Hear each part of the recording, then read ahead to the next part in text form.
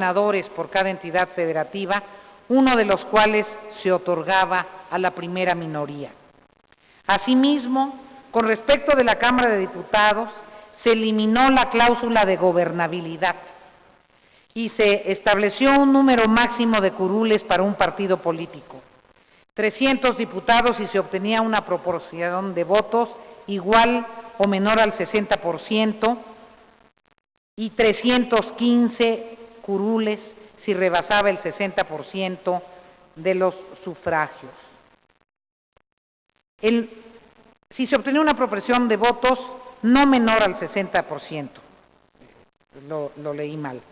En lo que hace a la calificación de los comicios, para satisfacer una añeja exigencia de la oposición, se suprimió la autocalificación, esto es el colegio electoral, y se encomendó al Tribunal Federal Electoral la calificación jurisdiccional de las elecciones de los miembros del Congreso de la Unión. Por último, en una materia que hasta entonces no había sido objeto de regulación, las reformas del 93 consagraron normas específicas en lo que hace al financiamiento de los partidos políticos, con la prohibición de algunas aportaciones y la determinación para otras de montos máximos. Estipularon la obligación de presentar al IFE un informe anual de los ingresos y gastos de los partidos y previeron la fijación por parte del IFE de topes para los gastos de las campañas electorales. Las reformas de 93 debieron representar el marco definitivo para la celebración de los comicios de 1994. Sin embargo, en enero de ese año, el levantamiento en Chiapas y 2 meses más tarde, el asesinato de Luis Donaldo Colosio, obligaron a todos los partidos políticos a procurar acuerdos tendentes a reforzar la vía electoral y a rechazar la violencia como medio de acción política. Se trataba, en último término, de asegurar que las elecciones federales se desarrollaran en condiciones plenas de confiabilidad, imparcialidad y equidad. En esa dirección apuntaron las reformas constitucionales y legales aprobadas en 1994, apenas meses antes de las elecciones, por todos los partidos, incluido, esta vez sí, el PRD. En perspectiva histórica, si se dejan de lado las múltiples medidas concretas que en la emergencia política se adoptaron para alentar la confianza en el proceso electoral, de las reformas introducidas en 1994, la más trascendente fue, sin duda, la llamada ciudadanización del IFE, transformación que reforzó su autonomía frente al gobierno y los partidos políticos.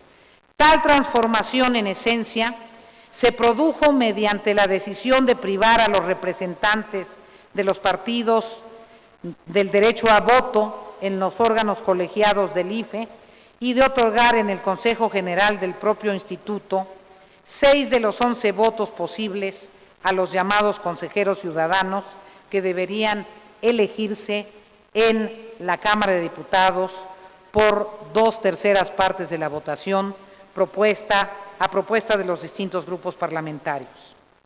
Las reformas de 94 lograron su propósito de asegurar a los ojos de partidos y ciudadanos la objetividad, legalidad y transparencia de los comicios.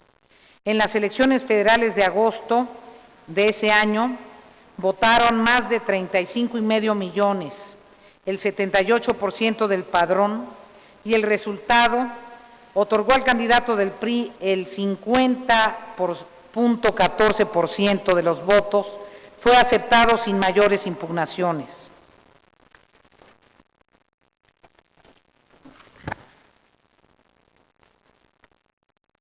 Sin embargo, los procesos locales encontraban manifestaciones de descontento en varias entidades de la República. Una de ellas, en donde esta contradicción fue muy enérgica, fue el estado de Tabasco. Los comicios de 1994 perfilaron, además, el empuje creciente de los partidos que hasta entonces estaban en la oposición. De ese modo, los resultados electorales de ese año mostraron, en comparación con los comicios de 1991, una disminución significativa de aproximadamente 10 puntos porcentuales de la votación del PRI. Para el PAN, un marcado avance al obtener el 26.6% de la votación total, y para el PRD, un porcentaje de votos, el 17%, que confirmaba su consolidación como fuerza política nacional. Así se esbozaba en lo fundamental el sistema de partidos del México de fin de siglo, un sistema cada vez más competitivo que permitía a las dos principales formaciones políticas de la oposición contar, por lo que hace al PAN, con 25 senadores y 119 diputados, y por lo que toca al PRD, con 8 senadores y 71 diputados. Fue en ese contexto político que el presidente Zedillo, desde su toma de posesión, llamó a todas las fuerzas políticas a la construcción de una reforma electoral definitiva. Una reforma que, sustentada en el más amplio consenso, erradicara las suspicacias que empañaban los comicios en algunas zonas del país y las controversias sobre la legalidad electoral. Una reforma comprensiva que tratara todos los temas, incluyendo desde luego el financiamiento de partidos, los topes a gastos de campaña, el acceso a medios de comunicación y la autonomía de los órganos de la autoridad electoral. La negociación de tal reforma resultó prolongada y difícil.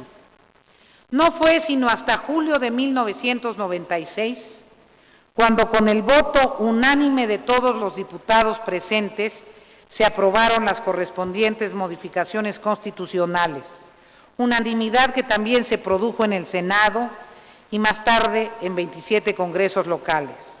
La ley reglamentaria, en cambio, fue aprobada en diciembre del mismo año solamente con el voto del PRI, aunque es de resaltar que la fractura del consenso obedeció más a presiones inmediatas derivadas a luchas políticas concretas que tenían lugar en esos momentos que al contenido de las reformas. Menciono algunos de los aspectos más significativos de estas reformas. En primer lugar, con relación al Instituto Federal Electoral, se suprimió la participación y representación del Poder Ejecutivo en el Consejo General, cuya presidencia recayó en un consejero presidente, ya evitando que el secretario de Gobernación, que antes presidía el Consejo, tuviera cualquier participación. Electo por el voto de las 2/3 partes de los miembros de la Cámara de Diputados a propuesta de los grupos parlamentarios. Asimismo, en el Consejo el derecho de veto se reservó al consejero presidente y de voto a 8 consejeros electorales, electos estos últimos mediante un procedimiento igual al previsto para la designación de aquel. El derecho de voto, no de veto.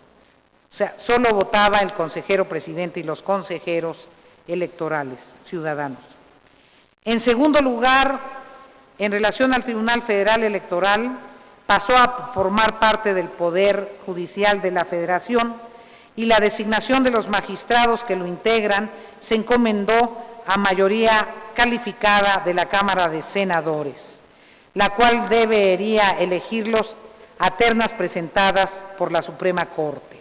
Aquí hago una descripción de las características de la reforma en lo que compete a la integración del TRIFE.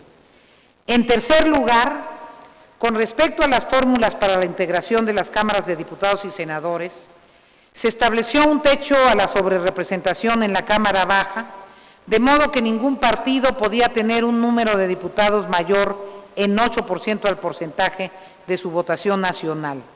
Por lo que toca al Senado, aunque se mantuvo en 128 el número de sus integrantes, se estipuló que solo se elegirían 3 en cada una de las entidades federativas, uno de los cuales sería otorgado a la primera minoría, en tanto los 32 restantes se asignarían por el principio de representación proporcional. En cuarto lugar, sobre las condiciones de una competencia equitativa, se consagró que el financiamiento público debía prevalecer sobre el de origen privado y se definieron topes claros